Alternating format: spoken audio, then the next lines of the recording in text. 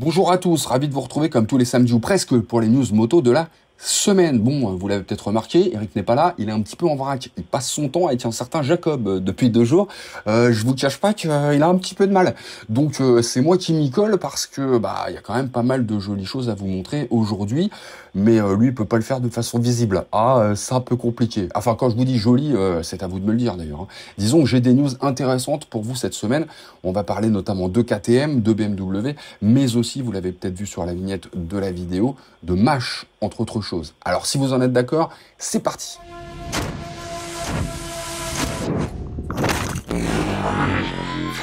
On commence donc avec une nouvelle moto KTM qui va encore me faire mentir. Moi qui pensais que les sportives et hyper sportives allaient finir par mourir, ces images sont plus que jamais de nature à me prouver le contraire. Figurez-vous qu'après 15 ans d'absence dans son catalogue, KTM va proposer, je cite, une nouvelle authentique super sport homologuée sur route. Voici donc la KTM 990 RCR, telle que la présente la marque autrichienne. Une moto pensée pour le circuit, mais homologuée sur route.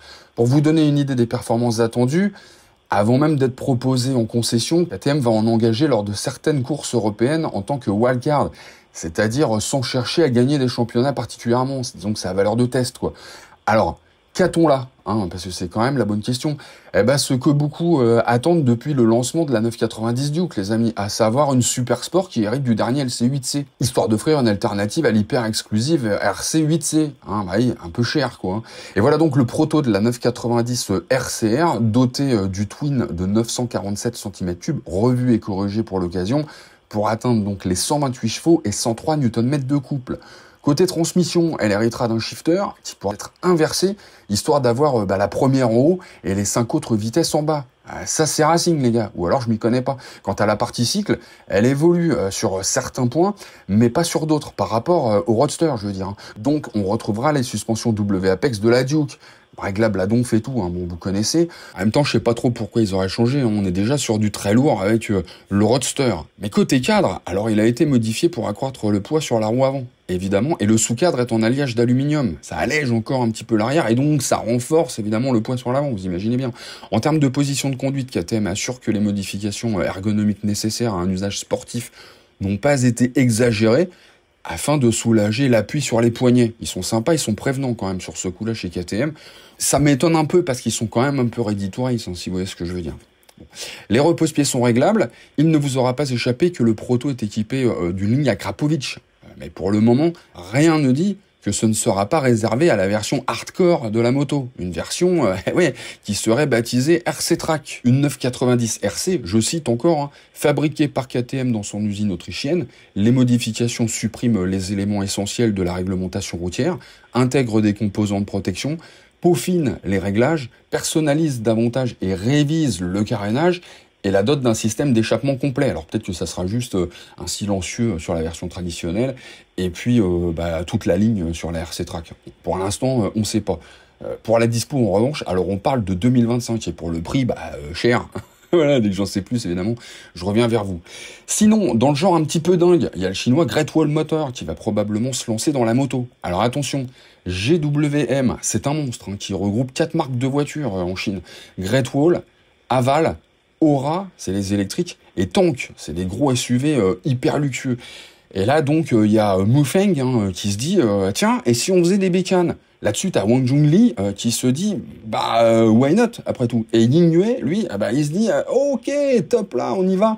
Et comme c'est du genre à faire dans le délicat, les gars se sont mis en tête de faire une Goldwing équipée d'un boxer 8 cylindres, un bus, quoi. Oui, pourquoi pas, après tout, Peugeot veut bien nous refaire le coup de la 103. Ils peuvent bien faire des Goldwing 8 cylindres, qui s'y a, Bon, voilà, ils font ce qu'ils veulent, après tout. Et voilà donc les premières images de la Suo. C'est apparemment le nom de la future marque de moto, si vous voulez, de Great Wall. Voilà, c'est comme ça. Bon, je vous l'ai dit, elle sera donc équipée d'un 8 cylindres à plat, mais les ressemblances avec la Goldwing, je vous rappelle que la Gold c'est seulement 6 quand même, comme ça, je préfère vous le dire. Les ressemblances avec la Gold sont nombreuses. Déjà le moteur, même si ce n'est manifestement pas une simple copie en dehors du fait qu'il comporte 2 cylindres supplémentaires, alors que celui de la Gold utilise un seul arbre à cam par culasse, celui de la Suo a un double ACT.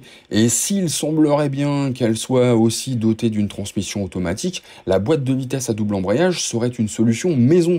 En revanche, que ce soit la fourche à double bras ou le bras oscillant qui comporte l'arbre à cardan, ça ressemble très fortement à celui qu'on trouve sur la Gold. Pour le moment, ça peut évoluer. Quant aux photos du proto, il semble indiquer aussi clairement l'arrivée d'une version plus dépouillée, donc une belle alternative à la Triumph Rocket 3 par exemple. On devrait en savoir plus lors du salon moto de Pékin qui se tiendra du 17 au 20 mai prochain, j'imagine. En attendant, BMW vient d'officialiser le lancement des F900R et F900XR Sport Edition. En gros, c'est une triple black avec une déco inspirée des séries M d'autres modèles. Après, elles sont quand même dotées d'origine des packs confort et actifs. Donc bon, c'est pas seulement de la cosmétique. Et si cette dotation ne vous suffit pas, vous pourrez toujours taper dans le catalogue d'options ou carrément opter pour la version Sport Edition Pro, qui elle reçoit l'intégralité des packs, à savoir donc confort et actif, mais aussi touring et dynamique. La finition est aussi un petit peu plus élevée sur ce modèle-là, avec notamment la présence d'une ligne d'échappement SC Project. Alors je sais pas si c'est la preuve de l'abandon d'Akrapovic par BMW à l'avenir, mais en tout cas, là, c'est SC Project qui a été retenu. Concernant les tarifs de ces Sport Edition, comptez 11 950 € pour la F900R et 14 350 € pour la F900XR.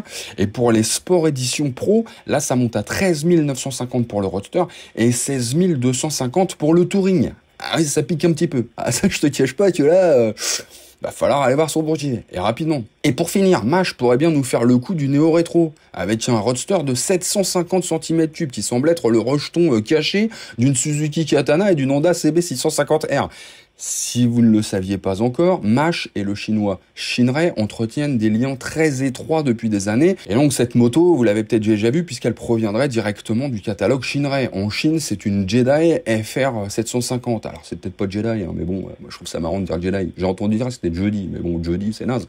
Jedi, donc Jedi FR 750. Le FR c'est peut-être un signe aussi, je sais pas. En tout cas, elle est connue là-bas comme étant un véhicule percutant, avec des bases haut de gamme et un châssis agile. Pour être un petit peu plus précis, le FR 750 est équipé d'un moteur bicylindre parallèle de 730 cm3 à refroidissement liquide avec environ 75 chevaux à 8500 tours minute et un couple de 70 mètres à 7000 tours minute. La vitesse de pointe annoncée par Jedi, c'est 230 km/h quand même.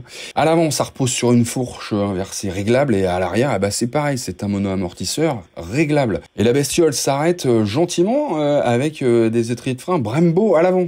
Autant vous dire que ça doit freiner un petit peu quand même. Mash revendique un poids tout plein fait de 213 kg, mais Jedi, lui, il l'annonce à 220 en ordre de marche. Alors on verra ce que ça donne. Laquelle a raison. Côté pratique, la selle grimpe à 795 mm, le réservoir est de 18 litres, et le prix ne devrait pas excéder les 7000 €. Présentation en France en juin, apparemment. Voilà, sans que ça soit encore officiel, c'est tout, en tout cas, ce qu'on entend ça et là pour le moment. Donc dès que j'en sais plus, là aussi, je vous dis tout. Et sur ce, les amis, à mercredi.